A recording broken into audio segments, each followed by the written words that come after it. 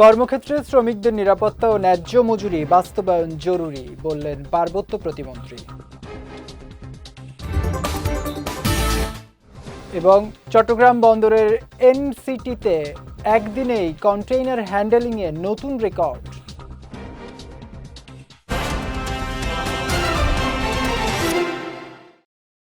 আসসালামু আলাইকুম।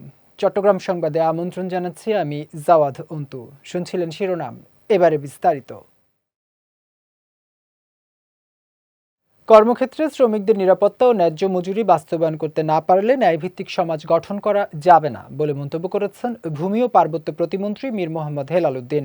গতকাল চট্টগ্রাম বিভাগীয় শ্রমিক দলের আয়োজনে বিএনপি কার্যালয় নসিমন ভবনের সামনে মে দিবস উপলক্ষে আয়োজিত অনুষ্ঠানে প্রধান অতিথির বক্তব্যে তিনি এই মন্তব্য করেন। শ্রমিক নেতা নাজিম উদ্দিনের সভাপতিত্বে অনুষ্ঠানে আরও বক্তব্য রাখেন বিএনপি নগর কমিটির আহ্বায়ক এরশাদুল্লাহ, আবু সুফিয়ান সহ অন্যান্য নেতৃবৃন্দ।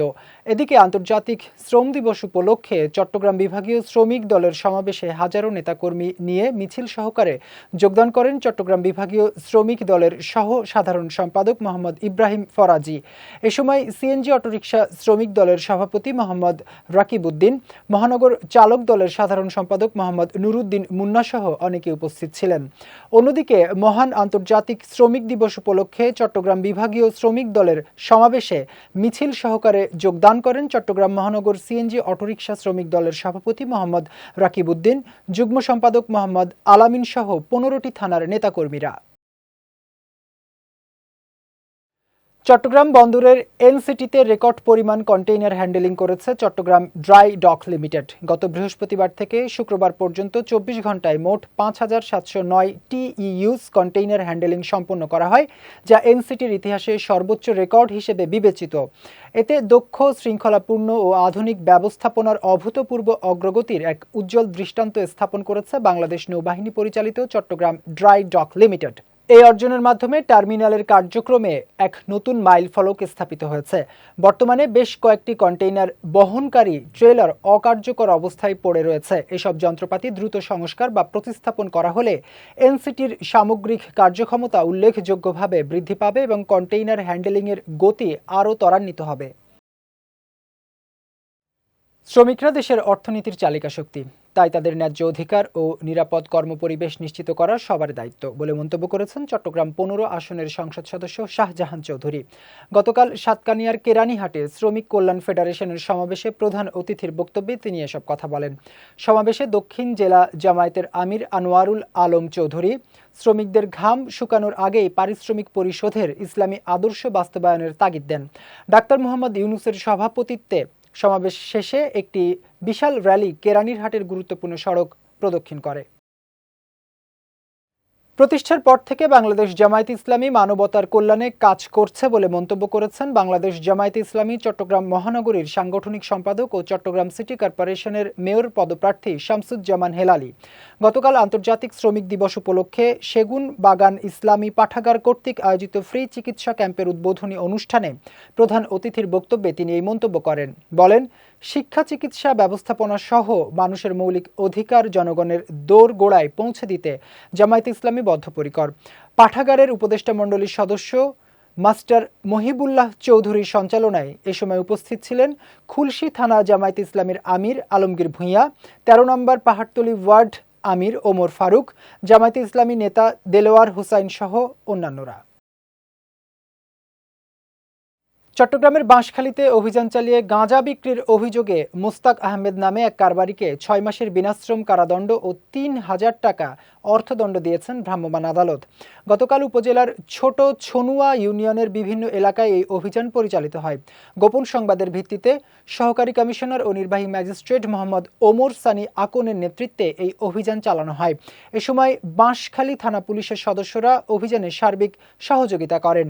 স্থানীয়দের অভিযোগ, মনু মিয়াজির বাজার ও আশপাশের এলাকায় দীর্ঘদিন ধরে মদ, গাঁজা ও ইয়াবা বিক্রি করছিল মোস্তাক আহমদ। অভিযানকালে তাকে চায়ের দোকান থেকে আটক করা হয় এবং তার কাছ থেকে গাঁজা ভর্তি পুঁটলি জব্দ করা হয়। পরে আদালত তাকে এই দণ্ড প্রদান করেন। রাঙামাটির নানিয়ারচর উপজেলার পাটনার ফিল্ড স্কুল কংগ্রেস অনুষ্ঠিত হয়েছে।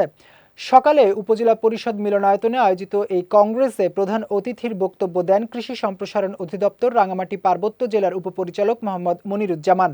বলেন, দেশের কৃষিকে টেকসই ও লাভজনক খাতে রূপান্তর করতে হলে আধুনিক প্রযুক্তির ব্যবহার বাড়াতে হবে। কৃষকদের শুধু উৎপাদনে সীমাবদ্ধ না থেকে পুষ্টি, উদ্যোক্তা সৃষ্টি এবং বাজার ব্যবস্থাপনার দিকেও নজর দিতে হবে। এজন্য মাঠ পর্যায়ে প্রশিক্ষণ কার্যক্রম ও ফিল্ড স্কুলের ভূমিকা অত্যন্ত গুরুত্বপূর্ণ। এছাড়া উপজেলা কৃষি কর্মকর্তা মোহাম্মদ হারুন মিয়ার সভাপতিত্বে আয়োজনে আরও বক্তব্য দেন রাঙ্গামাটি কৃষি সম্প্রসারণ অধিদপ্তরের অতিরিক্ত উপপরিচালক Arun Chandra Roy, senior monitoring officer Mohammad Shahriar Biswas এবং নানিয়ারচর উপজেলা বিএনপির সাধারণ সম্পাদক মোহাম্মদ ফারুক হাওলাদার সহ অনেকে। এ সময় স্থানীয় গণমাধ্যম কর্মী, কৃষক, কৃষানী সহ বিভিন্ন পর্যায়ের অংশগ্রহণকারীরা উপস্থিত ছিলেন। চট্টগ্রামে পরিবহন চালকদের জন্য আনুষ্ঠানিক নিয়োগপত্র প্রদান এবং গ্রেড ভিত্তিক বেতন ভাতা নিশ্চিত করার দাবিতে র্যালি ও সমাবেশ করেছে বাংলাদেশ সড়ক পরিবহন চালক ফেডারেশনের নেতৃবৃন্দরা। গতকাল বিকেলে নগরীর টাইগার পাস এলাকায় সংগঠনের আহ্বায়ক জুয়েল শিকদার ও সদস্য সচিব মোহাম্মদ ইউসুফের নেতৃত্বে র্যালিটি টাইগার পাস চত্বর থেকে শুরু হয়ে আশপাশের বিভিন্ন সড়ক প্রদক্ষিণ করে।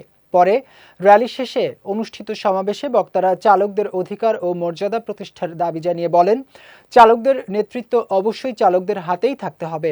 কোনো বহিরাগত নেতৃত্ব চাপিয়ে দেওয়া হলে তা গ্রহণযোগ্য হবে না। শ্রমিক দিবসে আয়োজিত এই কর্মসূচি থেকে চালকরা তাদের ন্যায্য অধিকার আদায়ে ঐক্যবদ্ধ থাকার অঙ্গীকার ব্যক্ত করেন। এ সময় সমাবেশে উপস্থিত ছিলেন জুয়েল শিকদার, মোহাম্মদ ইউসুফ, মোহাম্মদ রিয়াজ ফরাজি, সোহেল রানা এবং জিয়াউদ্দিন আহমদ বাবলু সহ অনেকে। রাঙামাটিতে এক ব্যবসায়ীর জীবনের নিরাপত্তার জন্য সুষ্ঠু বিচার ও আইনি সহায়তা চেয়ে সংবাদ সম্মেলন অনুষ্ঠিত হয়েছে। সকালে রাঙামাটি শহরের বনরূপায় অবস্থিত একটি রেস্টুরেন্টে স্থানীয় প্রিন্ট অ্যান্ড ইলেকট্রনিক মিডিয়ার সাংবাদিকদের নিয়ে এই সম্মেলন অনুষ্ঠিত হয়। সংবাদ সম্মেলনে অভিযুক্ত রবিউল ইসলাম ও নূর হোসেনের বিরুদ্ধে লিখিত বক্তব্য পাঠ করেন অভিযোগকারী ব্যবসায়ী মোহাম্মদ মোজাম্মেল হক ও রাঙামাটি সরকারি কলেজ ছাত্রদলের সহসভাপতি মোহাম্মদ নাইম। এ সময় ভুক্তভোগী মোজাম্মেল হক বলেন, রবিউল ও নূর হোসেন তাকে ব্যবসায়িকভাবে ক্ষতিগ্রস্ত করতে এবং তার ব্যবসায় ধস নামাতে সামাজিক যোগাযোগ মাধ্যম সহ বিভিন্নভাবে তার নামে মিথ্যাচার করে আসছে।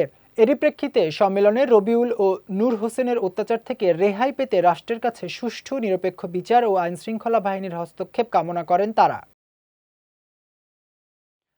চট্টগ্রামের চান্দগাঁওয়ের শ্রদ্ধালঙ্কার বুদ্ধ বিহার ও ভাবনা কুটিরে উৎসবমুখর পরিবেশে শুভ বুদ্ধ পূর্ণিমা উদযাপিত হয়েছে। গতকাল বিকেলে এই আয়োজন সম্পন্ন হয়। অনুষ্ঠানের উদ্বোধন করেন শ্রদ্ধালঙ্কার বুদ্ধ বিহার ও ভাবনা কুটিরের প্রতিষ্ঠাতা অধ্যক্ষ ধর্মদূত স্থবির এবং ধর্মবোধি ভান্ত।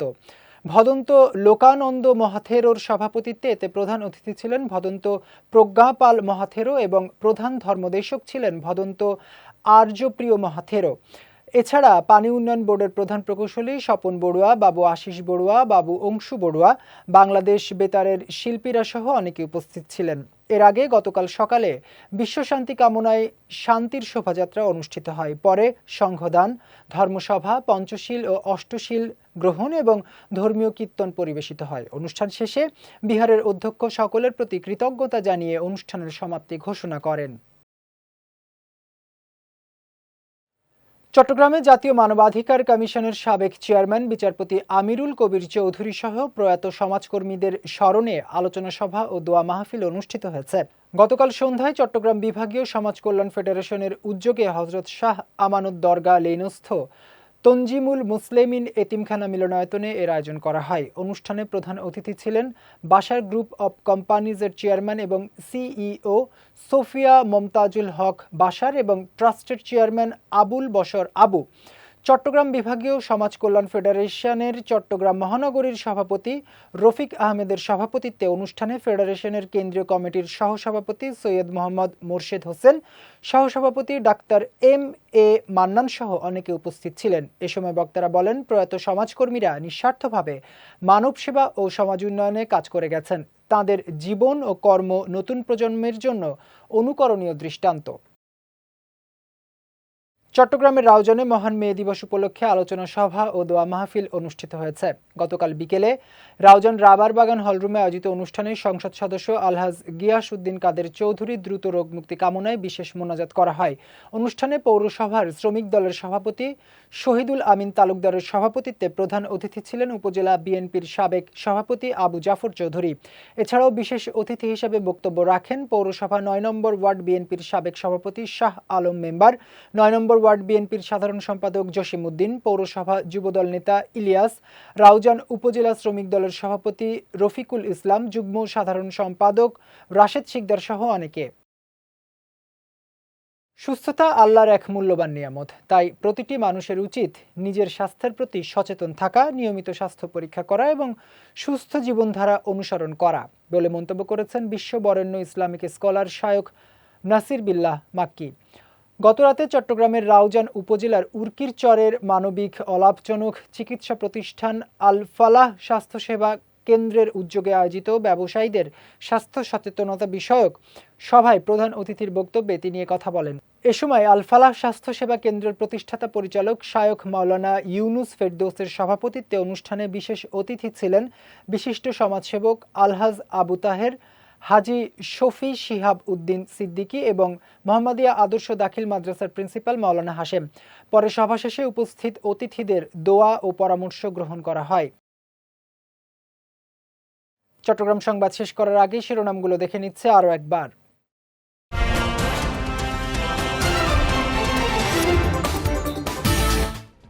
কর্মক্ষেত্রে শ্রমিকদের নিরাপত্তা ও ন্যায্য মজুরি বাস্তবায়ন জরুরি বললেন পার্বত্য প্রতিমন্ত্রী। এবং চট্টগ্রাম বন্দরের এনসিটিতে একদিনেই কন্টেইনার হ্যান্ডেলিংয়ে নতুন রেকর্ড।